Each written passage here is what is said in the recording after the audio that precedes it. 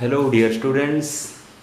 सो हम कैपेसिटेंस एक नया टॉपिक स्टार्ट किए थे लास्ट क्लास में, 12th क्लास फिजिक्स के लिए। तो हम capacitance as a quantity, as a physical quantity होता क्या है, मैथमेटिकली कैसे उसका रिलेशन हम निकालते थे। हम क्या पढ़े थे, that is C equal to Q by V, किसी कंडक्टर का कैपेसिटेंस, ऐसा ही हम पढ़े थे। C equal to Q by V, जितना चार्ज स्टोर हो सकता है divided by potential due to that charge. Okay, तो ये हम पढ़े थे कैपेसिटेंस होता क्या है।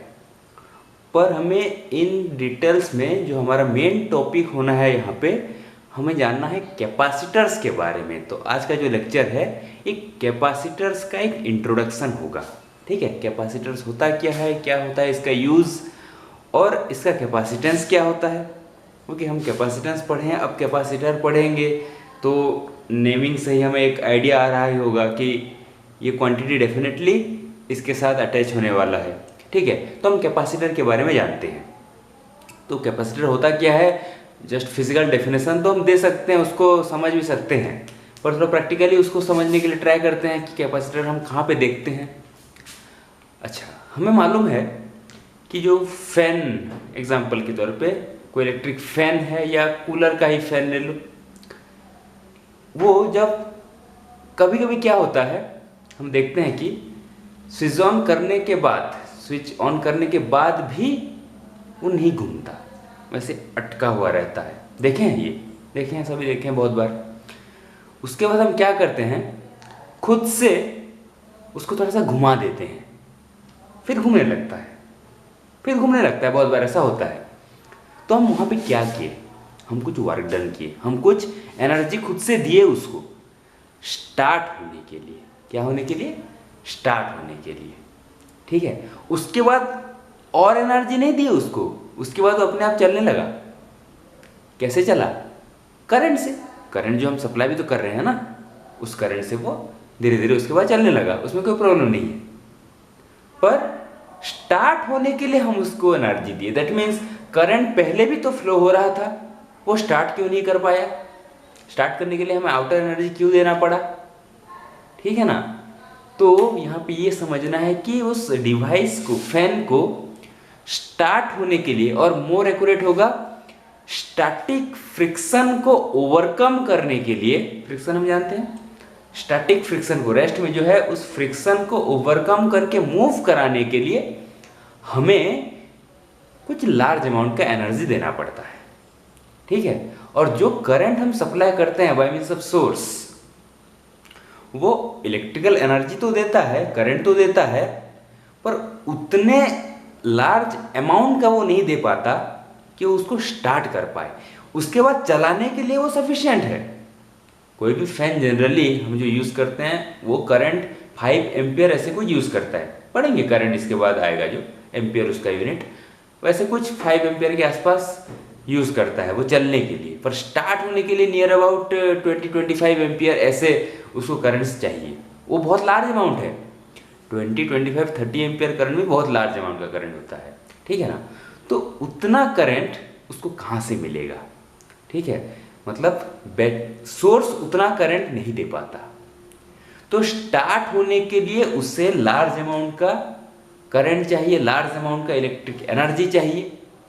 तो उसके लिए हम एक डिवाइस यूज़ करते हैं, उसको कहते हैं कैपेसिटर। ओके, ये प्रैक्टिकल उसका एप्लीकेशन है। फैन में ये हो गया कैपेसिटर, कि वो अपने अंदर एनर्जी रखा रहता है स्टोर करके, स्टोर वर्ड यूज होता है यहाँ पे, स्टोरेज। ओके, एनर्जी स्टोर करके रखा रहता है, और जब फैन को रिक्वायरमेंट है लार्ज अमाउंट का एनर्जी स्टार्ट होने के लिए, तो वो पूरा का पूरा एनर्जी एट ए टाइम दे देता है उसको। ये लो, अब वो स्टार्ट हो जाता है। ये फैन का एग्जांपल है। और भी एग्जांपल हम ले सकते हैं, कैमरा फ्लैश। ओके, जैसे मैं अभी सामने वाले इस कैमरे से शूटिंग कर रहा हूँ ये वीडियो, अगर मैं इससे फोटो अगर लूँ फ्लैश ऑन करके, ओके, तो इसके पास जो बैटरी है वो तो करंट प्रोवाइड कर रहा है, पर फ्लैश होने के लिए बहुत करंट चाहिए, वो फ्लैश होने के लिए, और वो एक साथ होता है एट ए टाइम। तो एट ए टाइम वो फ्लैश होने के लिए जो उसको हाई अमाउंट का एनर्जी चाहिए, इसके अंदर भी एक कैपेसिटर होता है, वो उसको एट ए टाइम उतना एनर्जी प्रोवाइड कर देता है। तो प्रैक्टिकली ये होता है कैपेसिटर। बहुत से टाइप के कैपेसिटर होते हैं, हम यहाँ पे पैरेलल प्लेट कैपेसिटर को पढ़ेंगे इन डिटेल्स में। और भी होता है स्पेरिकल कैपेसिटर, सिलिंड्रिकल। फैन का जो कैपेसिटर होता है उसको हम कंडेंसर भी कहते हैं, हम देखे भी हैं उसको। कंडेंसर चेंज करते हैं उसको अगर खराब हो जाए तो, ठीक है। वो सिलिंड्रिकल टाइप का एक डिब्बा टाइप का दिखता है, वो है कैपेसिटर, कंडेंसर भी कहते हैं उसको, ठीक है ना। तो ये होता है कैपेसिटर का मेन रूल कि कोई भी कंपोनेंट, इलेक्ट्रिकल कंपोनेंट अगर लार्ज अमाउंट का एनर्जी उसको एट ए टाइम चाहिए तो एट ए टाइम उसको कैपेसिटर उतना एनर्जी प्रोवाइड कर देता है। तो जैसे मैं बताया यहाँ पे, वो एनर्जी उसके पास आएगा कहाँ से, इतना अमाउंट का, वो स्टोर करेगा। तो वो इलेक्ट्रिकल एनर्जी स्टोर करता है। कैपेसिटर एक ऐसा इलेक्ट्रिकल डिवाइस है जो इलेक्ट्रिकल एनर्जी स्टोर करता है, पर किसी फॉर्म में स्टोर करेगा डेफिनेटली, तो वो चार्ज के फॉर्म में स्टोर करता है। वो चार्ज स्टोर करता है, ठीक है, मतलब चार्ज स्टोर करता है एंड हेंस एनर्जी स्टोर करता है, इलेक्ट्रिकल एनर्जी स्टोर करता है, ठीक है। नोट करेंगे, डेफिनेशन लिखा गया है यही बात कि capacitor an electrical device which is used to store electric charge, which is used to store electric charge and hence what, electrical energy। Charge store करता है। क्या स्टोर करता है, कोई अगर क्वेश्चन करे क्या स्टोर करता है, अगर उसको ये बोला जाए कि चार्ज स्टोर करता है, करेक्ट है। इलेक्ट्रिकल एनर्जी स्टोर करता है, करेक्ट है, एक ही बात है। चार्ज स्टोर करता है एंड हेंस वो इलेक्ट्रिकल एनर्जी स्टोर करता है। क्लियर है ये बात। तो यहाँ पे वो बात बताया गया है कि अगर कोई भी इलेक्ट्रिकल कंपोनेंट लार्ज अमाउंट का एनर्जी उसको चाहिए, ठीक है ना, लार्ज अमाउंट का एनर्जी अगर उसको चाहिए तो कैपेसिटर अपने होल एनर्जी को at a time, at once, at a time वो डिलीवर कर सकता है। तो ये होता है कैपेसिटर, ठीक है। एग्जांपल लिख सकते हैं यहाँ पे कि जैसे इन ए फैन में रहता है, इन कैमरा की फ्लैश के लिए यूज होता है, ठीक है ना। ऐसे एग्जांपल्स होते हैं कैपेसिटर के। तो यहाँ पे कुछ बच्चों को डाउट आता है कि बैटरी भी तो करंट देता है, वो क्यों कैपेसिटर नहीं है। तो जैसे मैं अभी बताया, बैटरी भी करंट देता है, पर डिफरेंस ये है कि बैटरी एक सोर्स ऑफ करंट है, सोर्स ऑफ इलेक्ट्रिकल एनर्जी है। कैपेसिटर सोर्स नहीं है, कैपेसिटर स्टोर करने वाला एक डिवाइस है, एनर्जी स्टोर करने वाला डिवाइस है कैपेसिटर। बैटरी एक सोर्स है, वो बनाता है इलेक्ट्रिकल और मतलब करंट वहां से प्रोड्यूस कराता है। बैटरी में chemical to electrical energy convert होता है, ट्रांसफॉर्म होता है, ट्रांसफॉर्मेशन, ठीक है। यहाँ पे क्या होगा, चार्ज स्टोर कर रहा है, चार्ज आके इसके potential energy, electrical potential energy की फॉर्म में स्टोर होगा, ओके, पोटेंशियल एनर्जी फॉर्म में स्टोर होगा, फिर इलेक्ट्रिकल एनर्जी में कन्वर्ट होगा, ठीक है ना। तो ये होता है कैपेसिटर, ये होता है उसका यूज। उसके बाद जनरल उसके बारे में जस्ट एक डेफिनेशन, आइडिया एक ठो हमें समझना है यहाँ पे कि कैपेसिटर का प्रिंसिपल क्या होता है, प्रिंसिपल ऑफ कैपेसिटर, ठीक है, किस प्रिंसिपल पे ये काम करता है। तो हमें तो ये मालूम है कि कैपेसिटेंस क्या है, हम देखेंगे कि कैपेसिटर का कैपेसिटेंस क्या होता है, वो भी हम देखेंगे अभी। पर समझते हैं पहले प्रिंसिपल ऑफ कैपेसिटर होता क्या है, किस प्रिंसिपल पर ये काम करता है, ठीक है। अच्छा, सपोज यहाँ पे समझते हैं ठीक से, एक कंडक्टर है, दिस इज द कंडक्टर, और ये पॉजिटिवली चार्ज्ड है। कैसे चार्ज है, पॉजिटिवली चार्ज्ड है, ठीक है। तो इसके बारे में हम पढ़ चुके हैं लास्ट क्लास में कि कैपेसिटेंस होगा इसका क्या, Q by V, C equal to Q by V, okay. अब सपोज हम चाहते हैं कि एक ऐसा सिस्टम बनाएं जो और चार्ज स्टोर कर पाए, ओके, समझ में आ रहा है। एक ऐसा सिस्टम बनाएं कि और भी चार्ज स्टोर कर पाए। ये कितना चार्ज स्टोर कर पाएगा वो डिपेंड करेगा इसके कैपेसिटेंस के ऊपर। कैपेसिटेंस कंडक्टर का प्रॉपर्टी होता है। यहां से ऐसा मत समझना जानना कि Q बढ़ गया तो C बढ़ जाएगा, वैसा नहीं है। Q बढ़ेगा तो V भी तो बढ़ेगा, दोनों बढ़ जाएगा, तो C तो वही रहना है। तो इस कंडक्टर के लिए कैपेसिटेंस वही फिक्स्ड रहना है। तो एक इंसुलेटेड कंडक्टर अगर है उसका कैपेसिटेंस उतना ज्यादा नहीं होता, ओके। और हमें एक ऐसा सिस्टम बना देना है ताकि और भी चार्ज हम स्टोर कर पाए, ठीक है। पर इससे तो ये होगा नहीं, तो क्या करेंगे, एक और कंडक्टर को इसके पास ले आते हैं, एक और कंडक्टर इसके पास ले आए, न्यूट्रल कंडक्टर है, चार्ज नहीं है, पर ये पॉजिटिवली चार्ज है। अच्छा, तो बाय मींस ऑफ इंडक्शन, हम इंडक्शन पढ़े हैं, कंडक्टर के केस में भी हम इंडक्शन को ही पढ़े थे, इलेक्ट्रोस्टैटिक इंडक्शन। क्या होगा, यहाँ पे नेगेटिव चार्जेस बनेंगे, यहाँ पे पॉजिटिव चार्जेस बनेंगे, हम ये पढ़ चुके थे इंडक्शन की मेथड में। अब क्या हुआ, थोड़ा सा फील लेते हैं इसका। अब जैसे ये डेवलप हो गया तो अब इसको पूरा एक सिस्टम बोलेंगे ना, दोनों कंडक्टर को मिला के।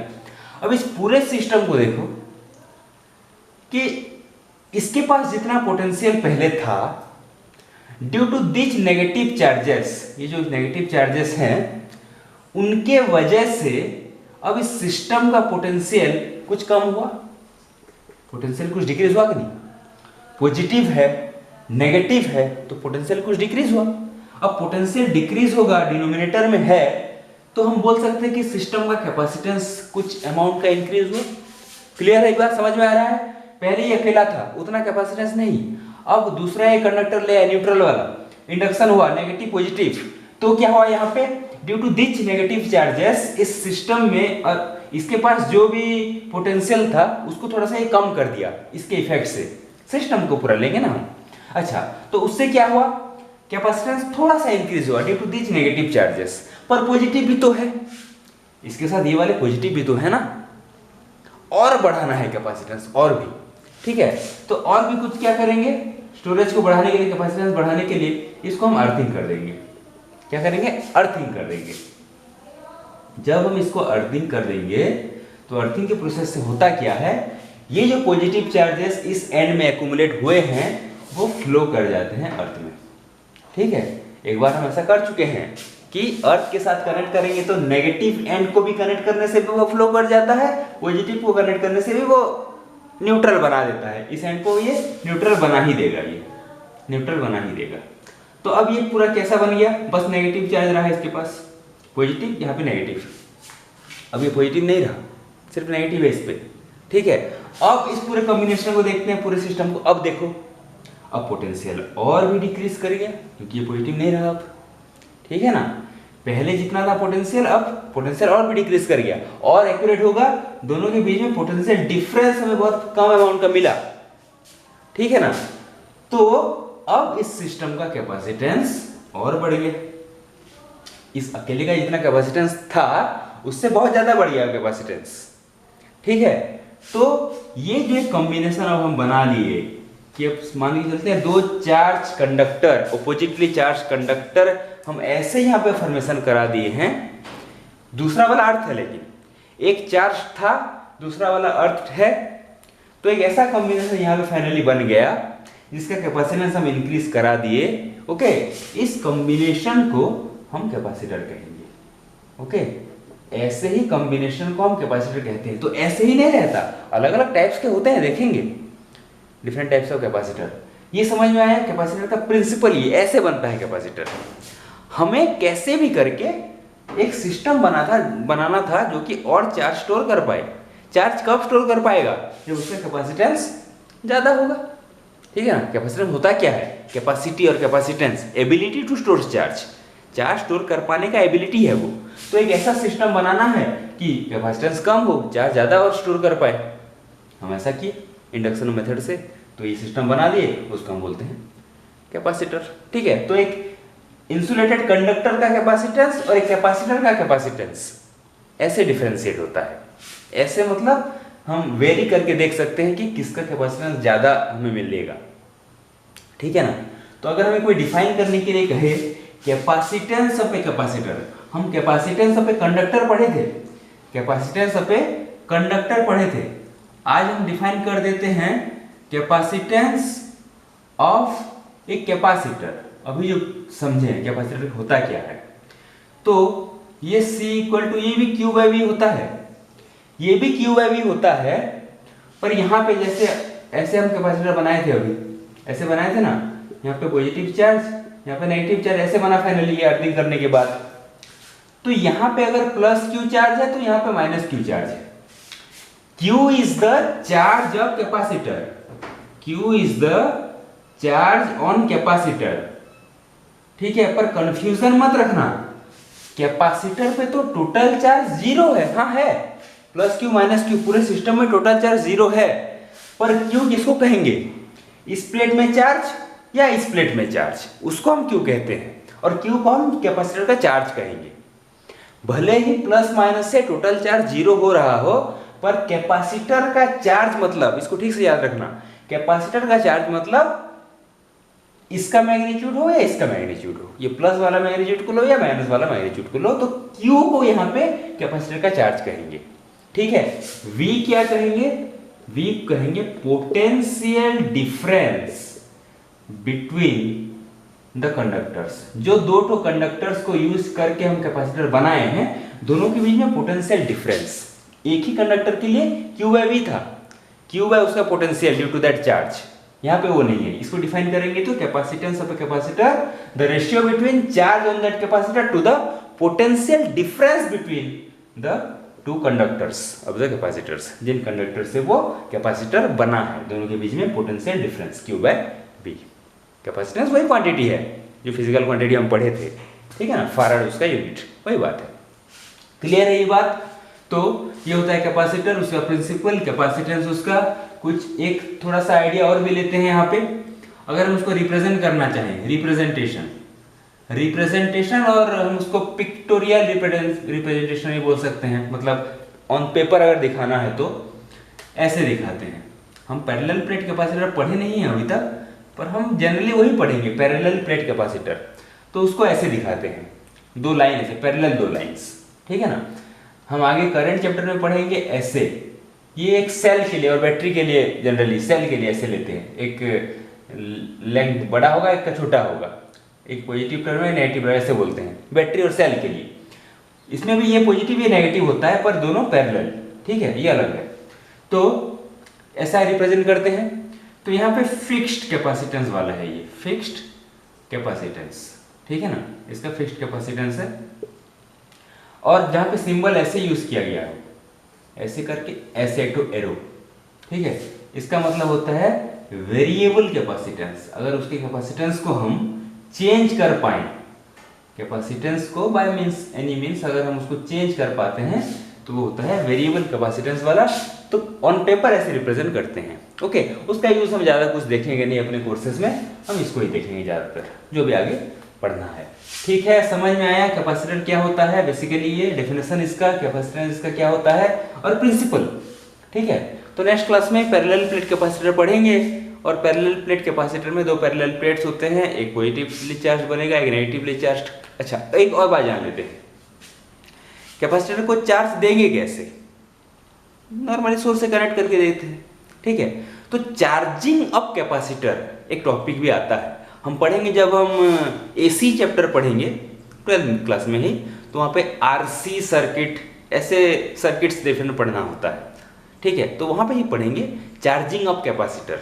ओके, वो एक बहुत ही इंटरेस्टिंग सा अलग सा टॉपिक है कि चार्ज करते कैसे हैं, ठीक है ना। तो कनेक्ट करते हैं उसको बैटरी से, करंट फ्लो होता है, एक पॉजिटिवली चार्ज बनता है, दूसरा प्लेट नेगेटिवली चार्ज बनता है, ठीक है। वो पढ़ेंगे चार्जिंग कैसे होता है, पर बेसिकली हमें यही समझना है कि कैपेसिटर में चार्ज स्टोर करना है, इलेक्ट्रिकल एनर्जी स्टोर करना है, ठीक है, ताकि जब भी किसी भी कंपोनेंट को चाहिए उतने लार्ज अमाउंट का एनर्जी, वो एक साथ दे दे पूरा। ठीक है, समझ में आया कैपेसिटर। नेक्स्ट क्लास में हम स्पेसिफिकली पूरा पैरेलल प्लेट कैपेसिटर और भी स्फेरिकल सिलिंड्रिकल कैपेसिटर ये सब डिस्कस करेंगे। Okay, thank you.